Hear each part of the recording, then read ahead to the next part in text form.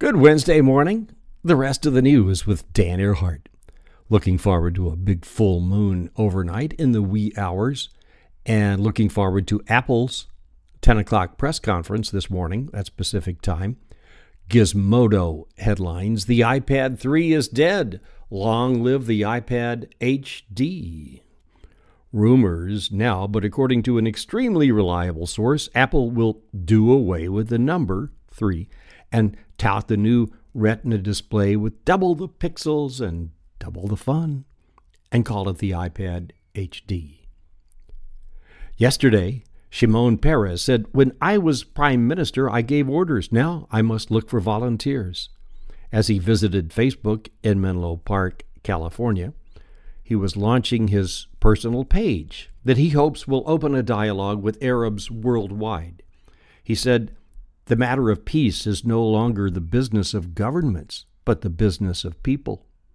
Of course, he met with Mark Zuckerberg on his turf at the Facebook campus, as did Barack Obama and George W. Bush. 845 million people on Facebook now. The UK Mail headlines: the only winner on Super Tuesday was Obama. The Huffington Post big banner screams, "He just can't seal it," referring to Mitt Romney. And the New York Times editorializes, "This primary campaign has broken records for its lack of ideas." Last night, the sun got all worked up again and had another of its coronal mass ejections. It was an X5, and that's big. If it hits the Earth in a couple of days, it could knock out radio reception. Why, this X5 could deliver the big KO to Mr. Grumpy, known to Jon Stewart as extremely loud and incredibly gross, known to Stephen Colbert as the poster boy for contraception, known to Sandra Fluke's father as "if I ever get my hands on you," known to Sandra Fluke's attorney as "I get 40%, known to 34 sponsors as "see ya, but with the fatal blow," known to Peter Gabriel, songwriter of Sledgehammer, which played during the scandalous comments, as "give me back my music and don't you ever use that song again."